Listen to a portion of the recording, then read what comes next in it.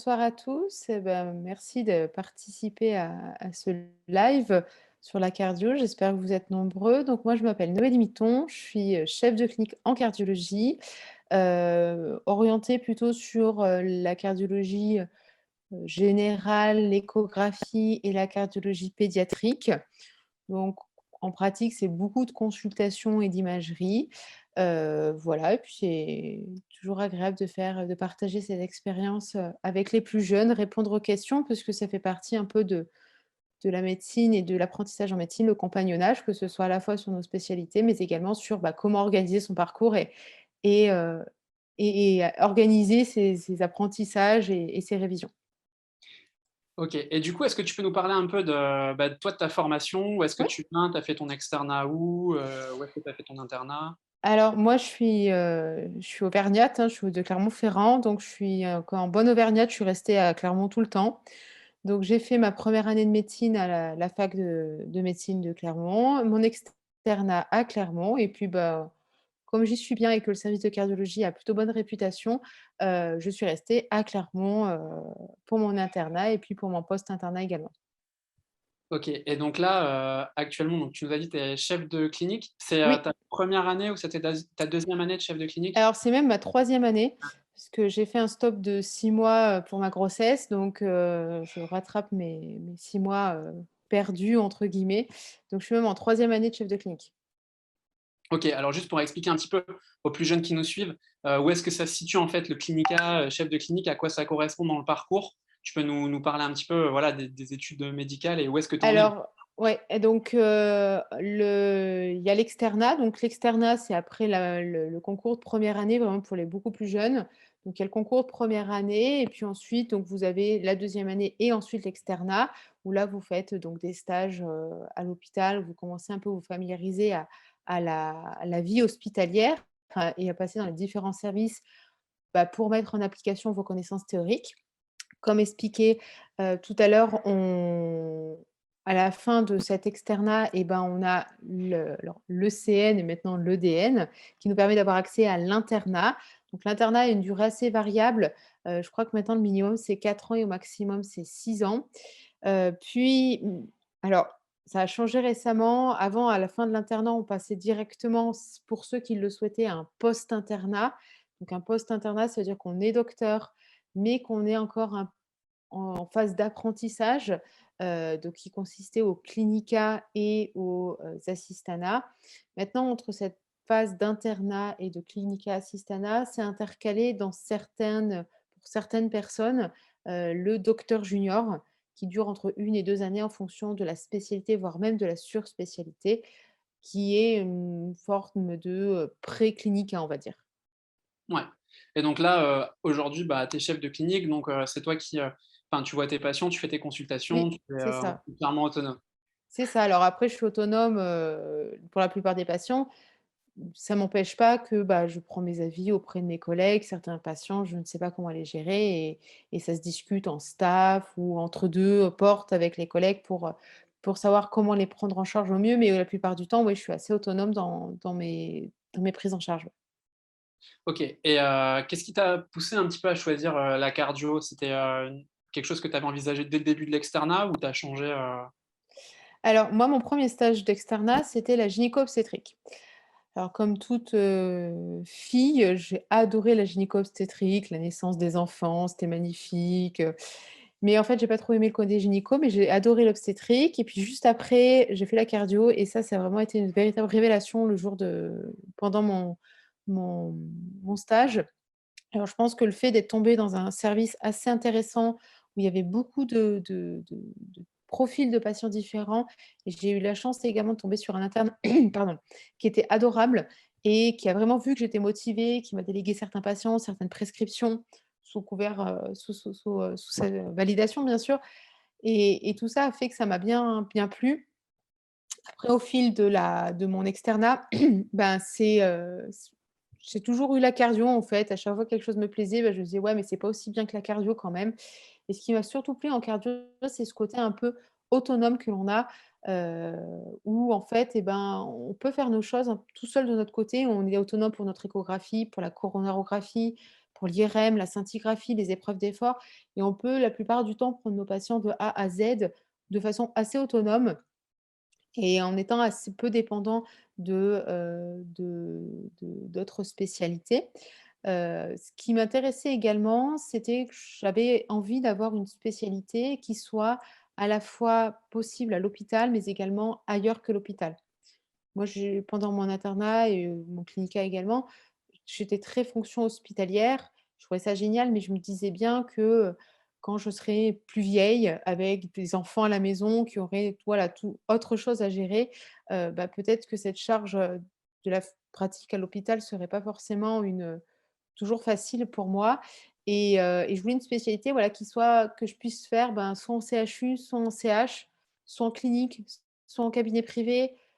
Voilà, ou soit dans un centre de rééducation ou que, bah, même si je suis cardiologue, bah, je peux avoir une pratique complètement différente et ce que je fais à l'heure actuelle, c'est pas du tout la même chose que fait mes collègues qui sont aux soins intensifs, qui est pas du tout la même chose que font mes collègues qui sont en ville et c'est ça, en fait, qui m'a plu, c'est cette multitude de possibilités d'activités et de modulation en fonction des caractéristiques de ma vie personnelle. Bah oui, et c'est vrai que ça, c'est intéressant, c'est toujours, quelque chose qu'on remarque aussi, en fait, quand on est externe, quand on passe dans les services, et ben, on a que la vision du prisme hospitalier et on a beaucoup Mmh. de difficultés finalement à se dire que, bah, en dehors de cette vision hospitalière, il y a quand même beaucoup d'autres choses Ah oui. et du coup, il faut quand même vraiment, garder ça en tête quoi, qu'évidemment, la cardiologie, bah, on peut la faire à l'hôpital et comme toutes les spécialités et il y a d'autres pratiques, Bah, il y a des spécialités quand même qui sont assez difficiles à faire en dehors de l'hôpital, des choses que très, très spécifiques comme la neurochir, la chirurgie cardiovasculaire, la neuroradiologie, c'est des choses, enfin, qui sont très peu pratiquées en clinique privée, en fait et en hôpital périphérique, sauf dans des très grosses métropoles, parisiennes, bordelaises, lyonnaises, mais dans des villes un peu plus modestes où je suis, ben, c'est des choses qui sont que dans des gros centres. Et moi, je voulais vraiment besoin de me dire que j'étais pas bloquée toute ma vie dans un endroit et que si j'avais besoin et ben, que je pouvais partir. ouais. OK. Après ça dépend comment on voit chacun sa vie et comment on l'imagine aussi, hein, Ouais, c'est sûr, mais c'est vrai que c'est toujours, difficile quand on a, voilà, 20-25 ans, ouais. voire des fois, on est parfois même plus jeune, de se projeter et de se dire, Ah oui, c'est «Bah, faut sûr. que je fasse un choix pour, quasiment toute ma vie, de spécialité». C'est pas évident. Bon, c'est aussi pour ces raisons-là qu'on est là, qu'on organise ça, qu'on en parle ensemble. Voilà, pour vraiment avoir une vision un peu plus, globale de tout ça. Toi, est-ce que, tu peux nous parler un peu de ton internat ou de l'internat de cardio? Là, ça dure combien de temps et c'est quoi les stages un peu obligatoires qu'on doit faire quand on fait, l'internat de cardiologie? Alors l'internat de cardiologie, il dure 4 ans, qui va être suivi ensuite de 1 à 2 années de docteur junior maintenant.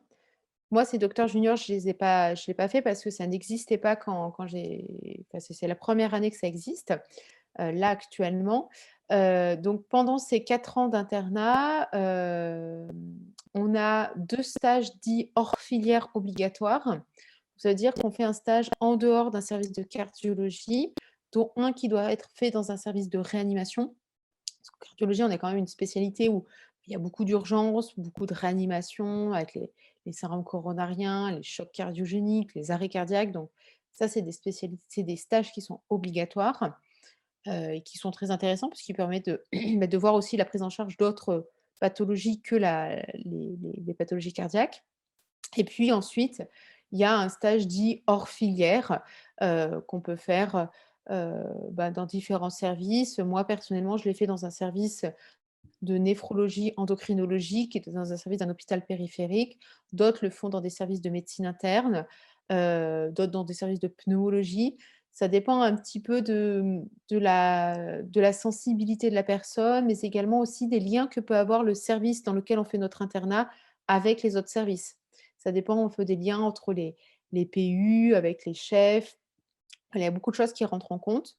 Dans ce stage, enfin dans cet internat de cardiologie, il était également indispensable de faire un stage en unité de soins intensifs cardiologiques, qui sont généralement, 6 mois hyper intenses, mais qui sont, les plus formateurs. Donc l'unité de soins intensifs cardiologiques, pour ceux qui ne savent pas ce que c'est pas une réanimation, mais c'est pas un service conventionnel non plus. C'est un service où on a des patients un peu chauds, mais où ne se fait pas forcément de l'épuration extra-rénale, donc de la dialyse. où il y a pas forcément des patients intubés, mais bon, s'il y a besoin, on peut être mené à faire ce genre de prise en charge. Heu, voilà, où arrivent les patients en choc cardiogénique, qui ont fait un infarctus et qu'on prend en charge, dans les premières heures ou dans les premiers jours de leur prise en charge pour les stabiliser et qu'ils puissent ensuite être transférés dans un service conventionnel. Donc l'USIC, c'est ça et c'est un stage qui est obligatoire et puis après ensuite les autres stages, ça dépend un petit peu des centres, où vous êtes. Il y a des stages, certains centres qui, offrent des stages en médecine libérale, d'autres pas du tout. Il y a des stages possibles en service très spécialisés de cardiologie, insuffisance cardiaque, de rythmologie, de cardiologie pédiatrique et congénitale ou d'imagerie pure. Vraiment ça dépend de chaque centre et il faut pas hésiter à faire appel, hein, aux référents des centres pour savoir un peu comment s'organisent les choses dans chaque ville. Dans chaque, internat, il y a, si vous connaissez pas, si vous voulez le faire votre internat dans un endroit que vous n'êtes pas originaire ou que vous ne connaissez pas, ou vous n'avez pas contact, il y a le, collège des cardiologues en formation qui a fait des slides par ville avec les avantages, comment s'organisent les choses, les cours qu'il y a et les référents que vous pouvez contacter en fait et qui est assez intéressant parce que chaque année on a des externes d'autres villes qui contactent le référent, c'est plus moi maintenant, pour savoir un peu comment s'organisent les choses, quelles sont les possibilités et puis comment se passe l'internat dans la ville. Ouais. OK, alors j'en profite juste pour rappeler à nos jeunes, qui nous suivent que vous pouvez, utiliser le chat, hein, vraiment pour, poser vos questions. On répondra à toutes vos questions, voilà, au fur et à mesure de ce live. Il y a aucun souci, vous hésitez surtout pas. Alors et toi, ton internat, en fait, tu l'as vécu comment? Est-ce que c'est difficile l'internat de cardio? Est-ce que c'est prenant? Est-ce que tu as un rythme, particulier ou tu l'as bien vécu? Alors c'est difficile l'internat de cardio. Il faut savoir que c'est un des internats de spécialités médicales les plus réputés, les plus difficiles. Après ça dépend comment on vit les choses et quelles sont aussi vos ambitions, ce que vous voulez faire plus tard. Moi je savais que, je voulais faire de la cardiologie pédiatrique et congénitale, qu'il fallait que j'ai un poste internat, donc il fallait qu'aussi que, voilà, que je prouve que j'étais digne et que j'étais capable d'obtenir ce poste. Donc c'est un internat très difficile, qui est très chronophage, qui est, qui est difficile également sur le plan, personnel, hein, puisque, faut essayer de poursuivre sa vie personnelle tout en menant son internat. Heu, voilà, moi je l'ai très bien vécu, hein, parce que j'adore la cardio, je me suis toujours éclatée dans mes services. Mais voilà, faut savoir que c'est quand même un stage c'est quand même un internat qui est très prenant, qui peut parfois être difficile également sur le plan psychologique, hein, parce qu'on peut être mené à prendre en charge des patients qui ont notre âge, alors dans toutes les spécialités, hein. Heu, voilà, faut quand même, je pense, être assez solide sur ses fondations personnelles, avoir du soutien dans sa vie privée, dans sa vie amicale, dans sa vie professionnelle. Mais il faut également, voilà, faut également être fort psychologiquement et être très motivé pour aller au bout de cet internat et le vivre pleinement pour, voilà, avoir le maximum d'expérience et de connaissances à la fin de cet internat. Donc moi, je l'ai très bien vécu, mais c'est vrai que, voilà, j'ai eu la chance d'être très bien soutenue par ma famille, qui sont pas du tout du milieu médical. Donc voilà, ils me chouchoutaient, plus. Heu mais voilà, faut être motivé quand vous partez dans un internat de cardio et voilà, faut savoir où vous mettez les pieds et il faut, vraiment être passionné par la spécialité. Ouais, il y a une question, intéressante de Victoria. Bon, c'est une question un peu précise, mais, quand tu veux faire de la cardiologie interventionnelle, comment tu fais pour te surspécialiser? Est-ce que tu as une sélection particulière ou est-ce qu'il y a une filière particulière à suivre? Alors maintenant quand se finit l'internat, il y a donc cette phase qu'on appelle de docteur junior, qui est une phase de 1 à 2 ans en fonction de la surspécialité. En cardiologie, on a, 3, surspécialités qui est la coronarographie, l'arythmologie et la cardiologie pédiatrique. À savoir que la cardiologie pédiatrique est accessible à la fois par les cardiologues et à la fois par les pédiatres. Comment ça se passe? Et ben, c'est soit, tu es le seul intéressé par cette surspécialité et donc le poste est pour toi, soit, vous êtes en concurrence avec d'autres personnes et là se joue en fait le choix du poste, bah, c'est un peu, chaque centre dépendant. Soit ça se joue un peu à l'affinité avec les PUPH, soit ça se joue avec, bah, comment s'est passé l'internat, le clinique enfin l'internat, oui. Soit ça se passe également, bah, sur certaines publications d'articles, de ce qu'on appelle des case reports. C'est des cas cliniques qui sont publiés dans des revues scientifiques, qui peuvent un peu hiérarchiser les candidats les uns par rapport aux autres et puis il peut y avoir des entretiens également qui peuvent être mis en place pour faire ce choix-là. Donc Et la surspécialité se fait au moment du docteur junior et c'est au moment où il s'est choisi.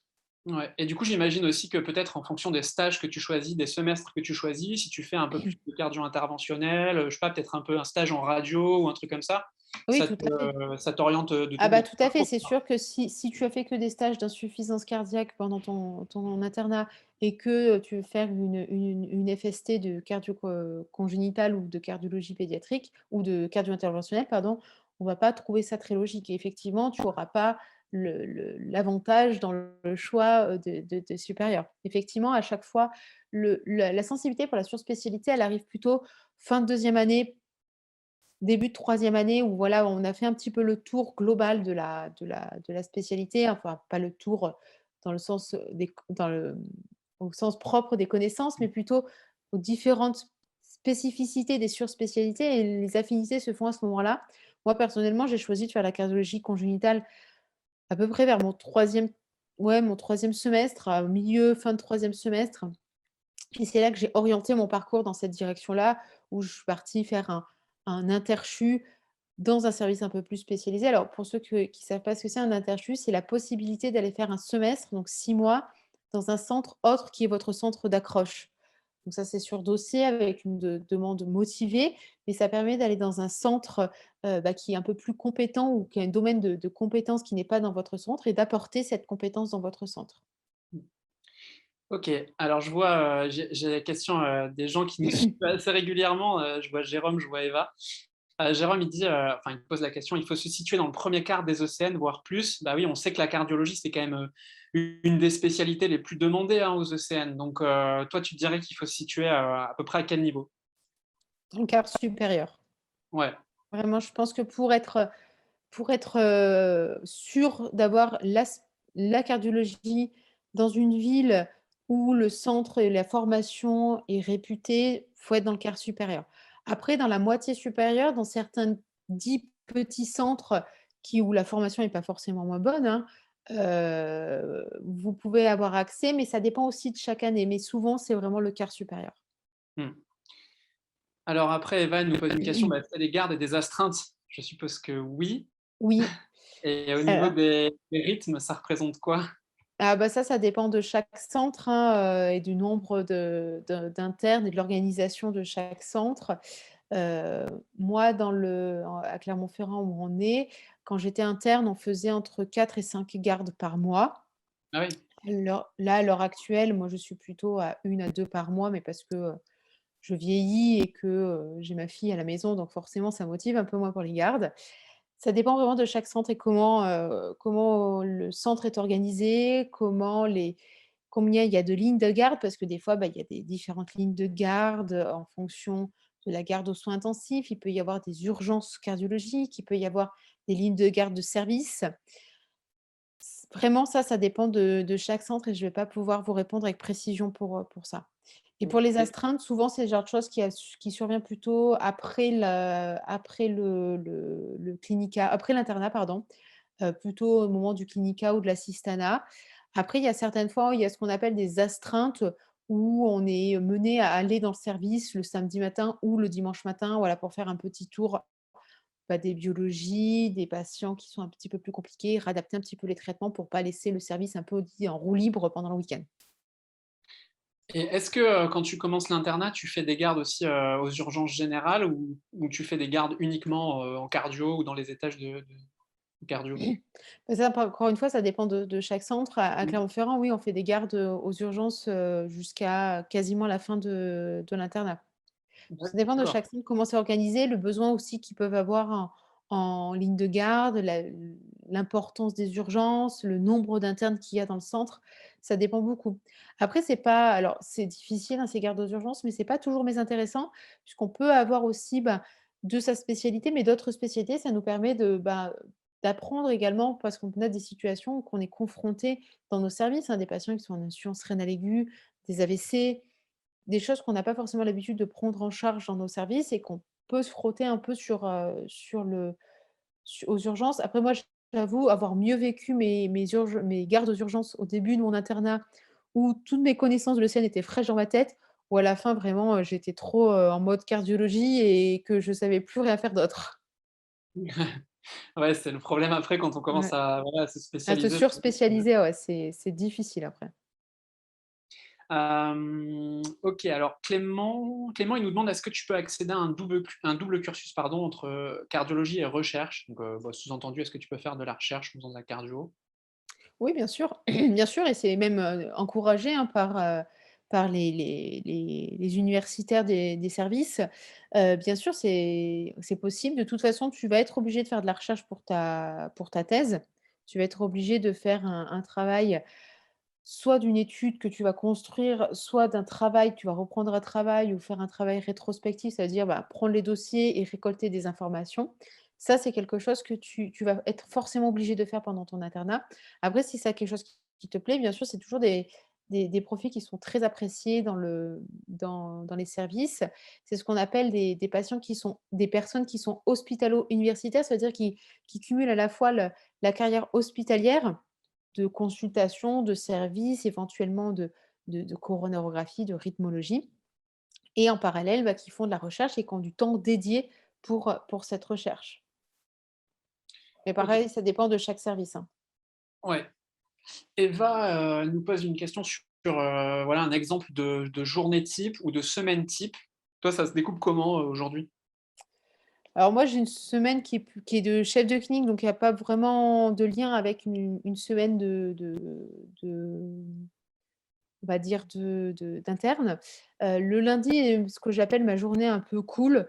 Donc c'est la journée qui est un peu plus légère où le matin je fais donc de ce qu'on appelle de l'échographie transœsophagienne.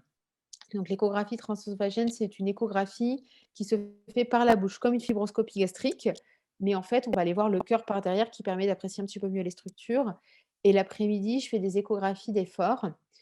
Le mardi, c'est la journée dite un peu compliquée, la journée très chargée où je fais la cardiologie pédiatrique, où là, je vois une multitude d'enfants matin et après-midi. Le mercredi, donc visite dans le service le matin. Donc moi, je suis affiliée dans un service, donc je suis dans un petit centre, donc on les services ont pas des orientations, très poussées. Donc je suis dans un service orienté rythmologie, mais on fait très bien, bah, du post, soins intensifs. On fait également de l'insuffisance cardiaque sévère. Donc je fais la visite dans ce service-là. L'après-midi, c'est la journée de consultation dite publique. Donc c'est la consultation en fait de cardiologie générale où le patient, bah, prend rendez-vous parce que son médecin généraliste lui a demandé d'aller voir le cardiologue ou que lui a ressenti le besoin d'aller voir le cardiologue.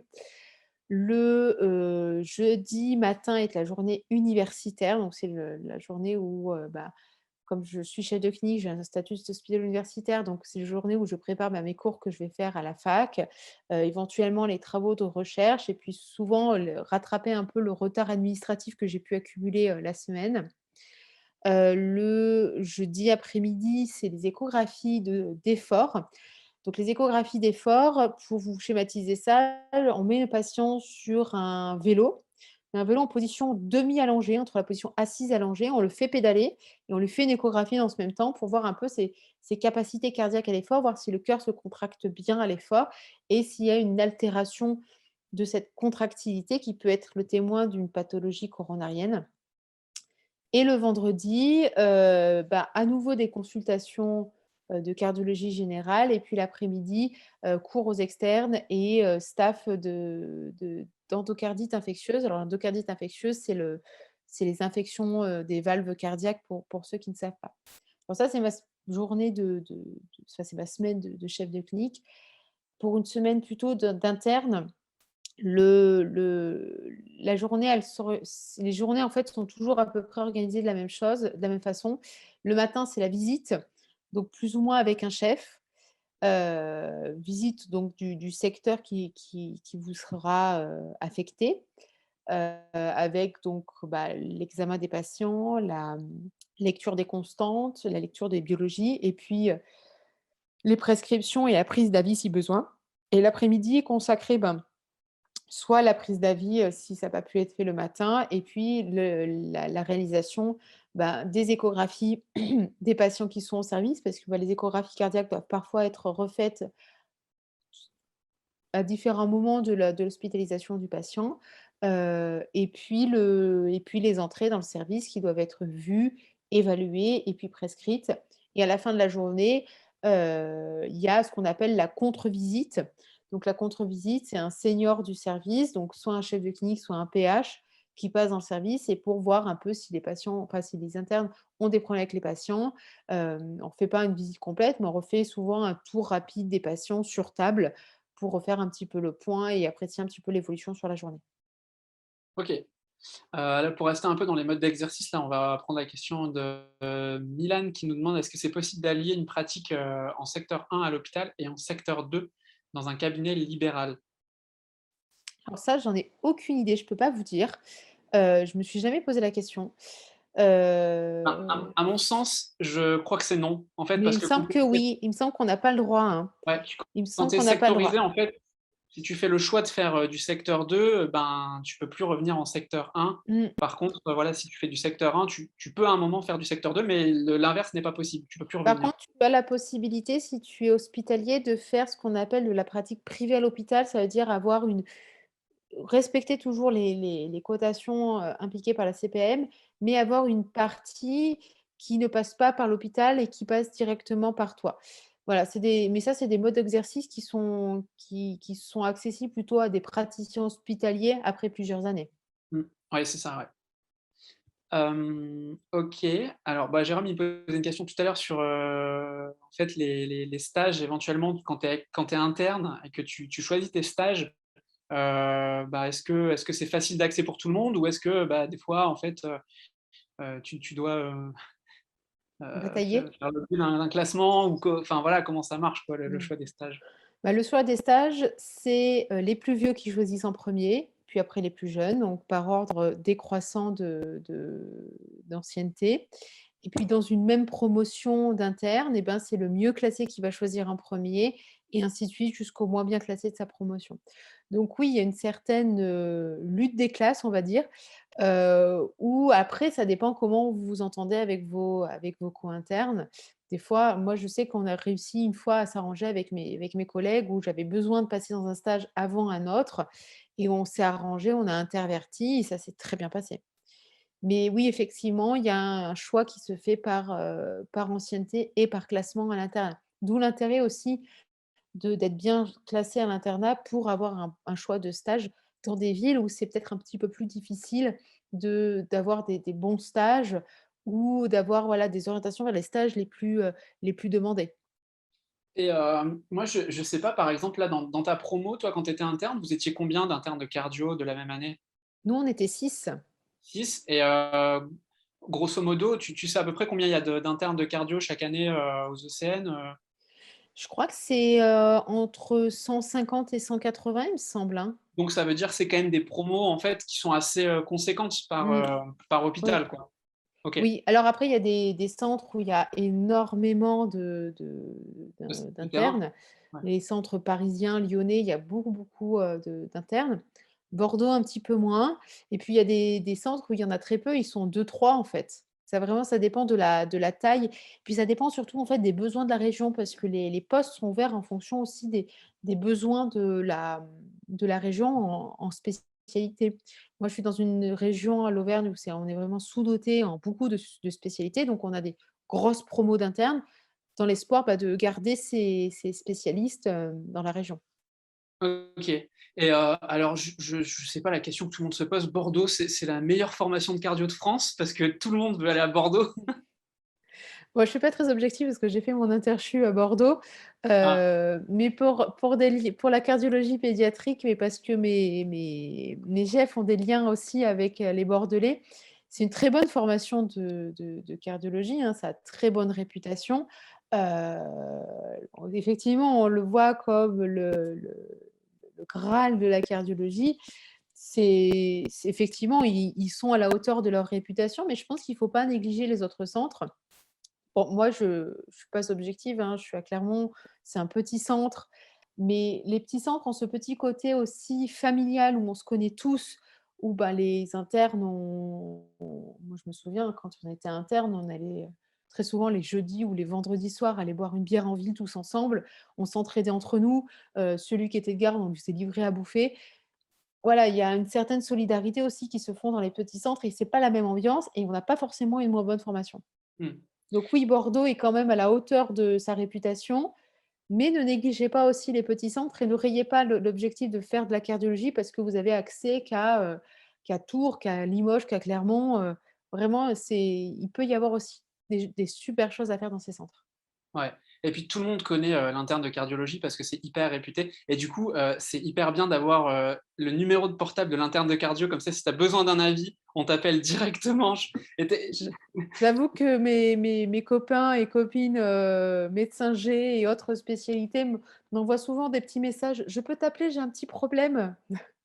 bon, ça, c'est peut-être le côté aussi, pas forcément toujours agréable, quoi, quand tu es Ouais, mais sollicité, c'est beaucoup assez sollicité. sympa. Ouais, Quand ça me dérange pas trop parce qu'au final, je sais que si j'ai besoin, je peux leur demander aussi mais par contre, effectivement, l'interne de cardio, celui qui donne les avis, souvent, il vit une sale journée, hein, parce que le téléphone sonne tout le temps, tout le temps.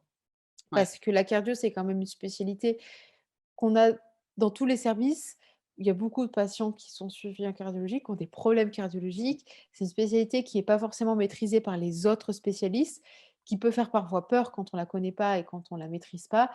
Puis voilà, une douleur thoracique, bah, il y a beaucoup de douleurs thoraciques qui passent par les urgences et qui nécessitent un avis cardio et voilà, j'ai souvenir de journées, au téléphone, d'avis, où vraiment on finit sur les rotules, mais voilà, ça fait partie du jeu aussi. OK. Bon, vous en profitez pour poser vos questions encore, hein, je le répète, n'hésitez surtout pas, dans le chat à nous faire un petit message pour nous interroger, soit sur la cardio, soit sur la médecine, soit sur, je sais pas, la méthode de travail. On peut répondre vraiment à toutes vos Mmh. questions, on est passé par là et on a encore une vingtaine de minutes ensemble pour, discuter de tout ça, donc vous hésitez surtout pas. Hem, c'est quoi, Noélie, toi, ce que tu apprécies le plus dans ta spécialité? Moi, ce que j'apprécie le plus, c'est le lien avec les patients, en fait.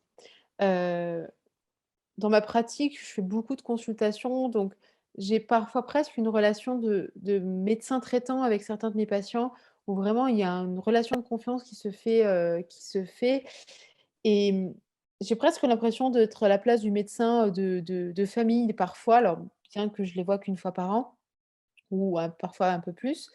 C'est ça que moi j'apprécie le plus. Après, ce que j'adore également, c'est mais quand je fais les consultations pédiatriques avec les enfants, alors parfois c'est terrible, hein, ils veulent pas, ils hurlent, ils tapent, mais la plupart du temps, ils sont trop mignons et voilà, ils racontent leurs petites histoires, puis ils ont un recul sur les choses pour ceux qui ont des véritables, pathologies qui donnent aussi un sacré recul, en fait, sur la vie et qui nous permet de relativiser nos petits problèmes du quotidien qui sont assez, c'est assez impressionnant. Et puis sur le côté technique de la chose, moi ce que j'apprécie, c'est l'échographie. C'est pour ça que je me suis orientée vers la cardiologie, pédiatrique et congénitale puisque c'est une spécialité qui est très orientée sur l'échographie et cette technicité d'échographie, d'aller rechercher, bah, la belle image, la belle évaluation cardiaque, ça c'est vraiment ce que j'aime le plus. D'accord. Bah, allez, pour continuer là-dessus, Tiffany, elle nous demande, c'est quoi ton meilleur souvenir dans ta spécialité? Mon meilleur souvenir, de rigolo ou plutôt sur le versant, émotion? Ça Bon, ouais, dépend. Un peu les versant 2. émotion alors?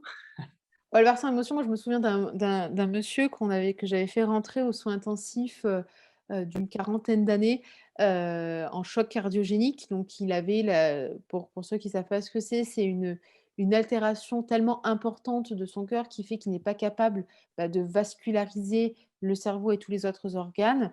où vraiment je me suis battue, pour le maintenir. Le stabiliser, ça a été assez long, hein, on a mis plusieurs jours et malheureusement, quand on a voulu abaisser un peu toutes les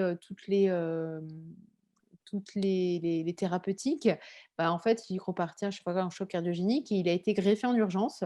On a eu une chance inouïe, en fait, parce qu'il a été mis sur liste, ce qu'on appelait avant de super urgence.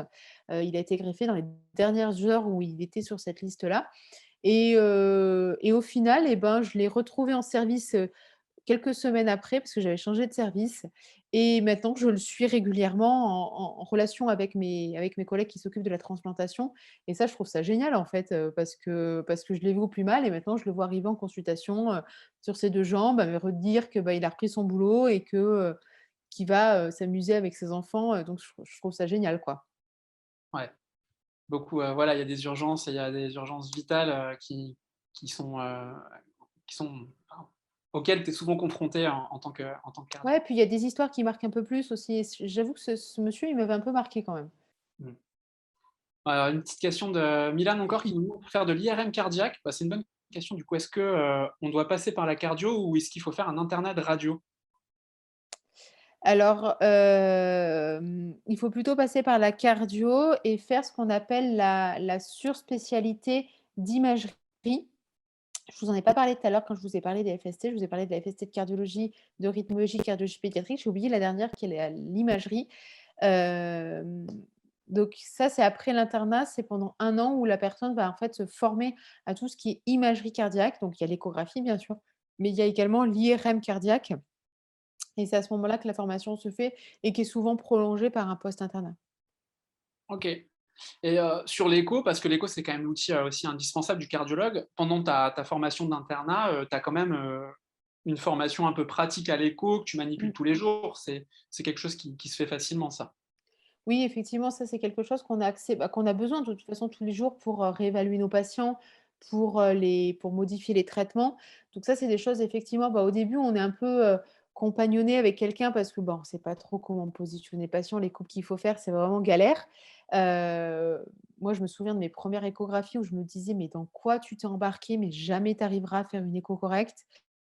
Je comprenais pas les paramètres qu'il fallait mesurer, tout ça et puis au fur et à mesure de la pratique, c'est devenu un automatisme et puis les échographies se font avec des chefs, des seniors.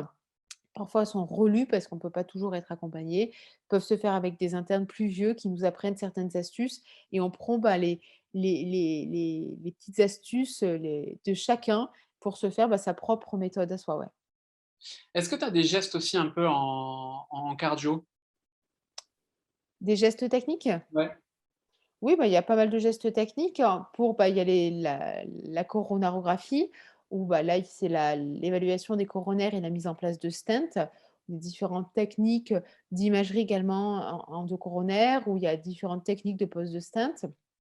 Il y a, pour rester dans l'invasif, il y a le cathétérisme cardiaque où, bah, on va, mesurer un peu les pressions, à l'intérieur du cœur pour mieux évaluer une cardiopathie.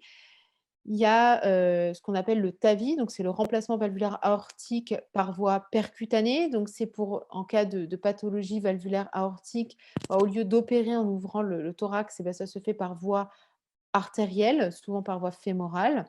Il y a ce qu'on appelle également le MitraClip. Le MitraClip, c'est un système de fermeture par une petite pince comme ça d'une fuite mitrale. Ça, c'est pour tout ce qui est plutôt cardiologie, interventionnelle. Puis il y a la rythmologie. Dans la rythmologie, il y a la pose de pacemaker, de défibrillateur.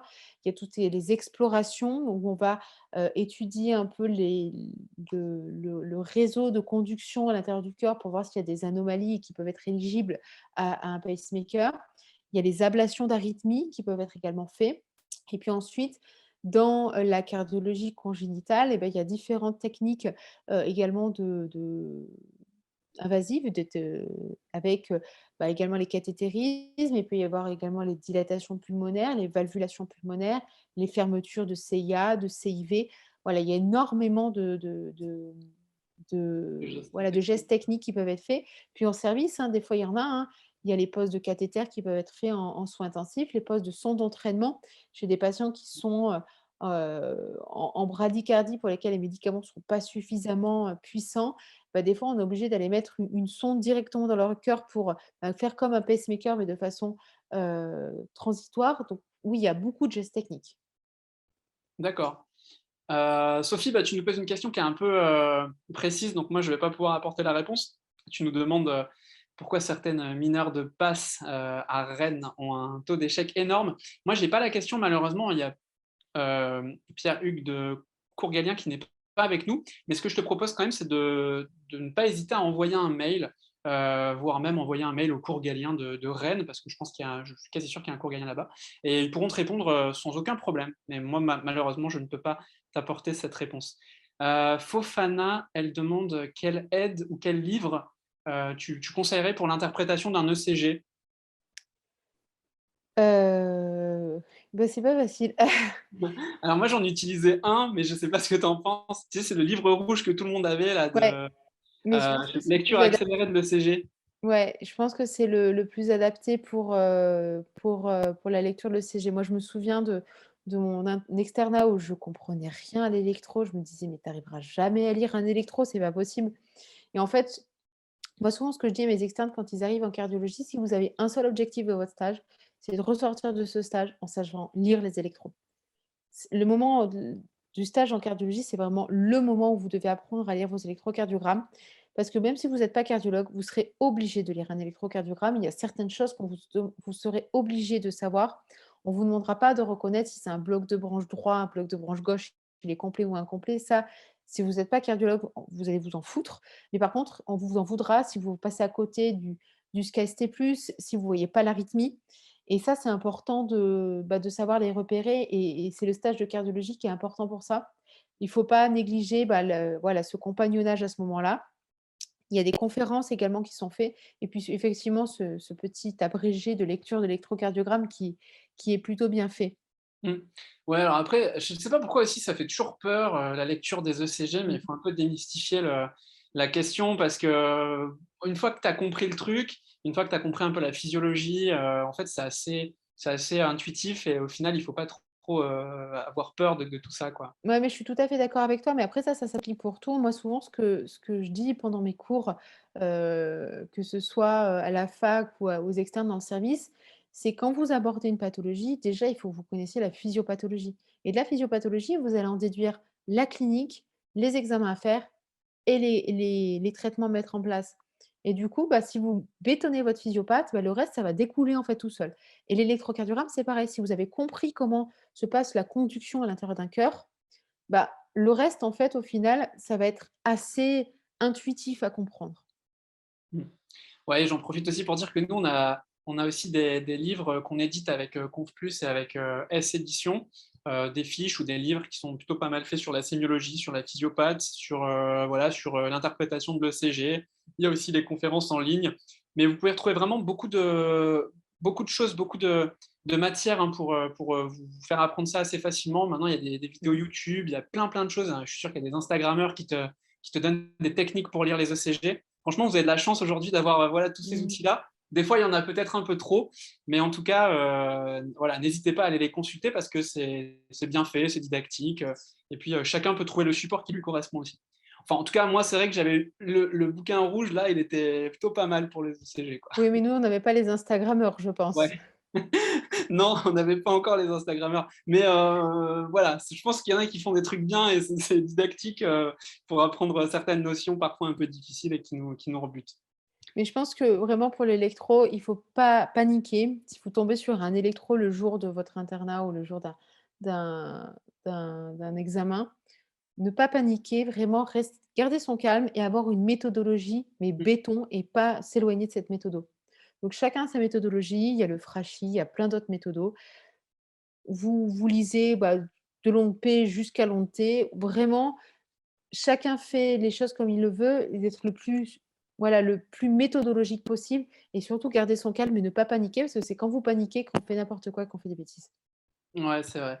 Et puis aussi, dernière chose, parce que j'y pense et qu'on parle un peu de ça pour les clés de la «réussite» entre guillemets, et ben, quand vous avez des doutes, des questions ou quoi que ce soit, demandez, en stage à vos internes, à vos chefs de clinique, qui s'ils ont le temps, vous expliquent un petit peu ce que vous comprenez pas parce que, bah, très souvent, voilà, i si vous l'avez pas compris, les gens se sont aussi posé la question et ceux qui l'ont compris vous l'expliqueront bien. Donc, surtout n'hésitez pas, voilà, poser des questions en stage, aux internes, aux chefs de clinique, sans les submerger non plus. Mais, soyez pas timide et ne restez pas dans votre coin. Je sais pas ce que tu en penses Noélie, mais Ouais, je suis d'accord.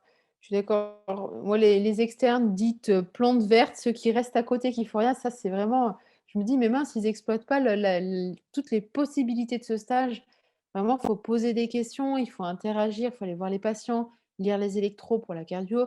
C'est vraiment le moment où, en fait, vous allez mettre en application toutes les connaissances théoriques. C'est bien beau d'avoir toutes ces connaissances théoriques, mais voilà, il faut aussi se confronter aux patients et puis il y a un nouveau système d'évaluation qui se met en place, c'est les ECOS mmh, et ça vraiment vous allez être évalué sur votre pratique clinique et ça c'est vraiment en service, en examinant des patients, en allant voir les patients avec vos internes, avec les chefs de clinique ou les PH, où vraiment vous allez, apprendre, bah, tout ça et il faut vraiment s'impliquer à 100 dans ces stages.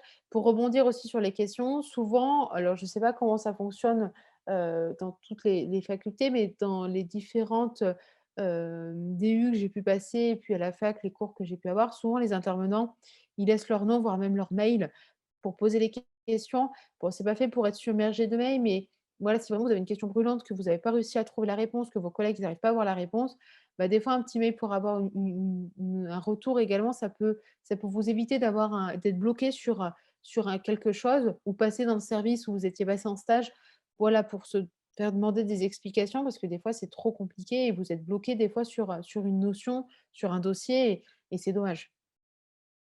ouais, OK. Bah, oui, c'est vraiment des conseils qui sont bons à prendre, je pense.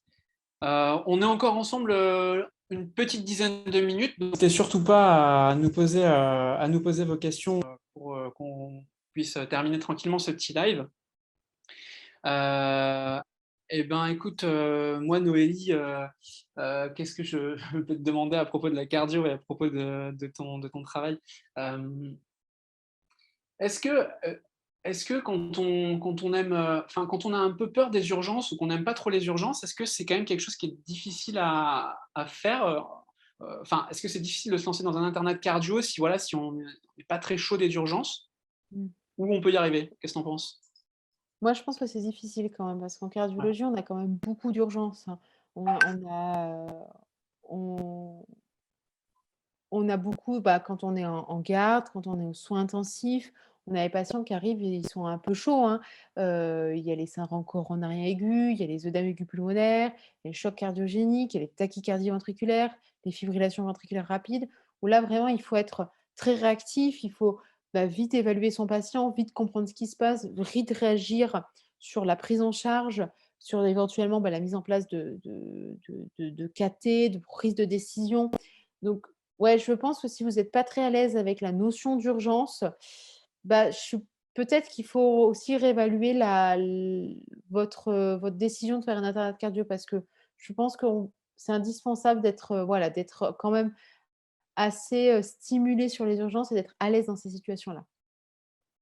OK et ça s'apprend aussi, toi, enfin voilà, il y a des situations peut-être qui sont parfois plus délicates à gérer. Au final, avec, l'expérience, avec l'apprentissage, Ah ça oui, ah bah, moi les premières urgences que j'ai accueillies, dans mes premières gardes, c'était panique à bord, hein.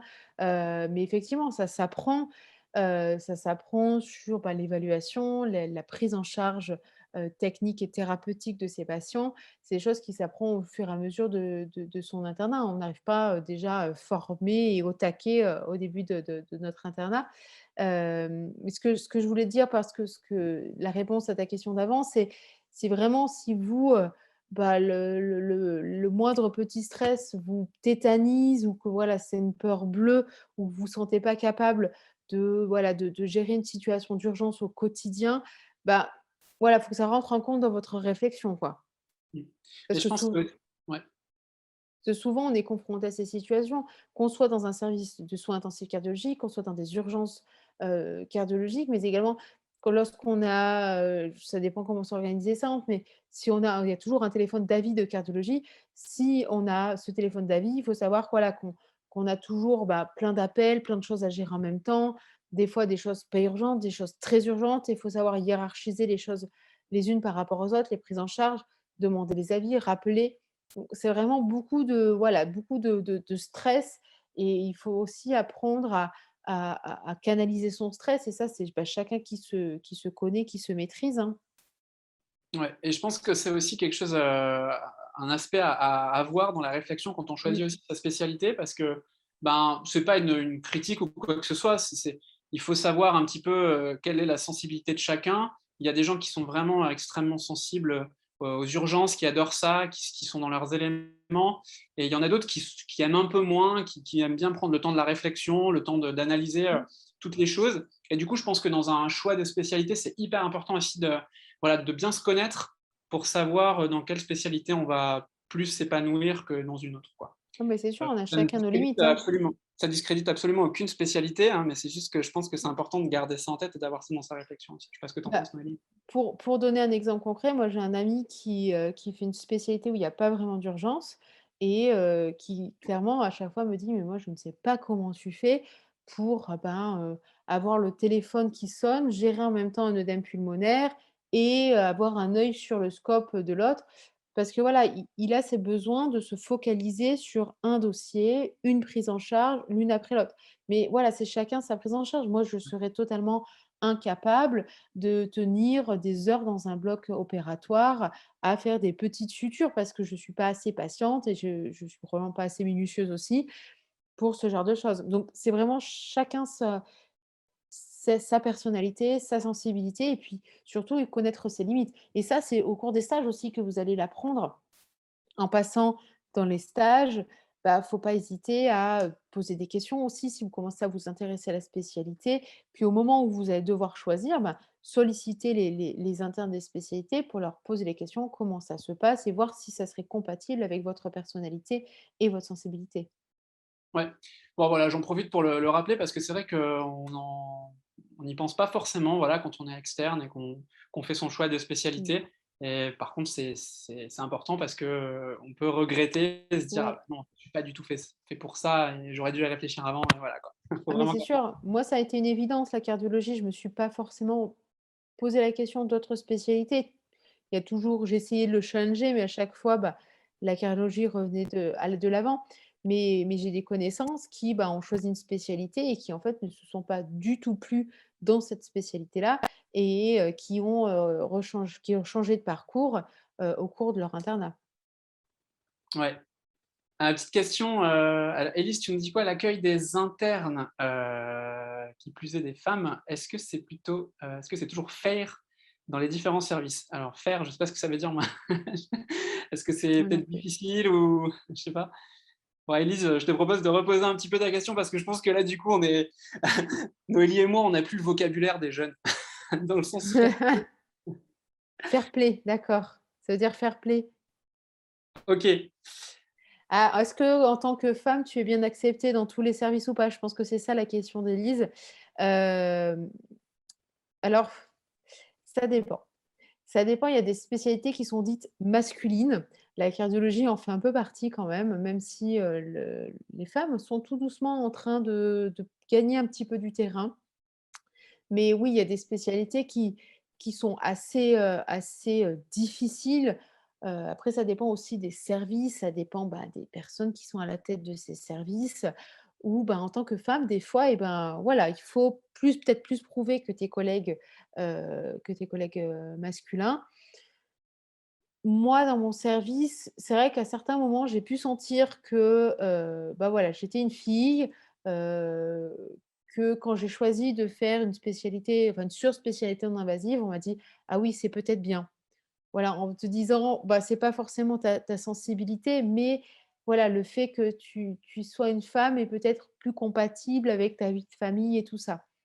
Je suis pas sûre que ce soit dans le sens, négatif du terme, hein, c'était peut-être très bienveillant, mais effectivement, ça on peut avoir ces difficultés et je sais que dans certains services, pour avoir des amis qui sont dans des spécialités qui sont dites masculines, bah, en tant que femme, ouais, elles ont un peu galéré à s'imposer et à dire: «Bah, ouais, mais moi je suis docteur, je prends en charge mes patients».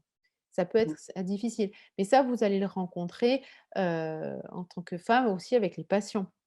Moi, souvent, quand je vais voir des patients, quand je suis avec mon interne ou avec l'externe, si c'est un homme, ils vont plus souvent parler à mon interne ou à mon externe qu'à moi. Bien que je me présente comme le docteur Miton, que je leur explique les choses, mais ils vont s'adresser plutôt aux autres patients, aux autres personnes dans la pièce. Mais c'est pas forcément, tous les patients, ça dépend aussi de leur âge. Bah, c'est sûr que des patients qui ont 80-90 ans, bah, le docteur, c'est un homme. Donc c'est sûr que voir une jeune femme de 30 ans arriver, avec, ses Vans, ses lunettes, ben, ouais, j'ai pas forcément toujours l'aspect d'un docteur, quoi. Donc je leur en veux pas trop. Pour ce qui est des collègues, bah, des fois, oui, effectivement, il faut leur faire comprendre que, bah, c'est pas parce que je suis une fille que je suis pas toute capable que les autres. Mais ça dépend vraiment de chaque service et de chaque spécialité. Ouais. Ouais, ouais, ça évolue quand même, ça change et Ouais, heureusement, ça hein. change C'est bien, vrai hein. que ouais, tu peux tomber dans des services qui sont un peu, voilà, qui rétrogrades quoi, qui ont pas forcément, les notions les plus, faciles. Le surmenage ou harcèlement des internes finissant en dépression, est-ce que c'est une réalité? Ben, c'est une réalité, oui, c'est vrai qu'il y a beaucoup de alors Noélie, après je te laisserai peut-être la parole pour en discuter un peu, mais c'est vrai qu'aujourd'hui, il y a vraiment un phénomène aussi où voilà, les gens ont dénoncé un petit peu les conditions de travail, des internes.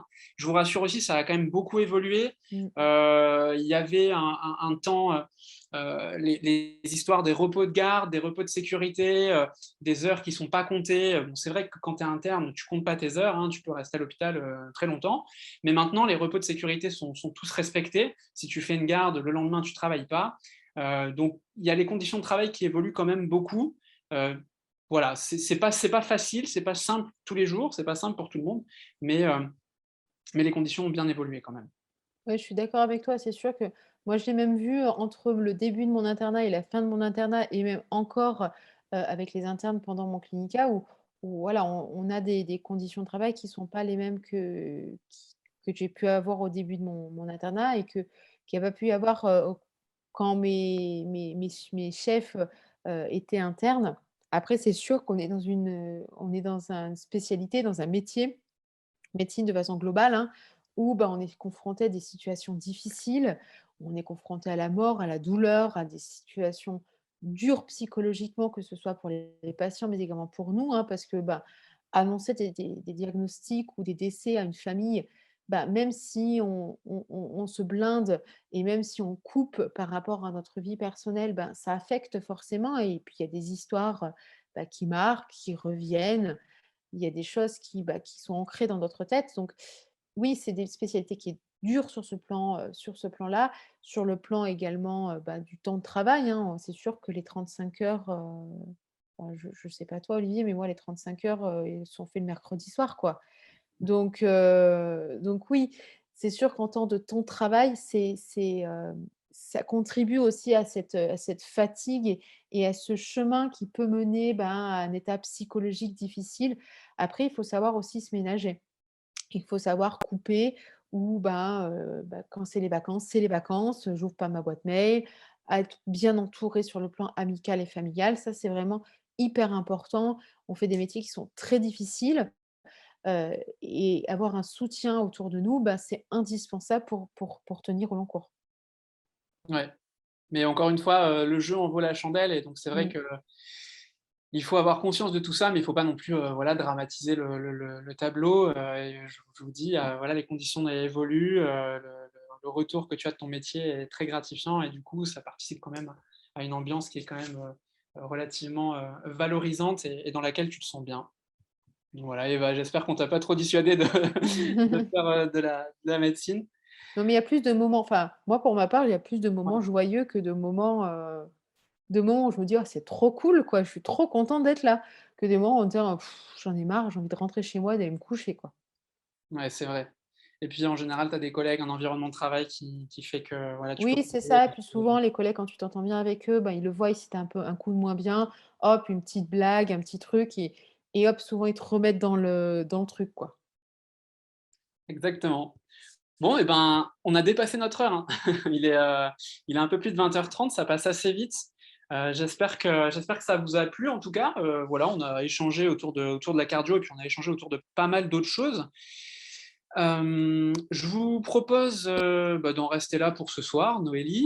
Je vous Mmh. dis, éventuellement, j'espère, dans 2 semaines, la semaine prochaine on ne sera pas là, mais dans 2 semaines pour, parler de chirurgie plastique, avec, Benjamin. Inscrivez-vous sur notre prochain live, venez liker nos publications et venez nous suivre. Encore une fois, j'espère que ça vous plaît, que ces échanges voilà, sont enrichissants pour vous. N'hésitez pas à en parler autour de vous, n'hésitez pas à nous poser des questions, à nous envoyer des mails, on vous répondra avec grand plaisir. Merci Élise de ta remarque et j'espère qu'on te reverra sur les prochaines soirées. Noélie, je vais te laisser ben, le mot de la fin. Merci en tout cas Noélie d'avoir participé à ce live, c'était vraiment très bien. Je te laisse le petit mot pour conclure et puis moi je vous dis salut. Bah, merci Olivier de m'avoir invité à parler. Ben, écoutez, j'espère que je vous ai motivé pour faire de la cardiologie. C'est une super spécialité. Bon après, je suis pas très objective, dans mes propos. Voilà, j'ai bon courage à tous parce que c'est vraiment un parcours qui est difficile, mais comme le disait Olivier tout à l'heure, le jeu en vaut la chandelle.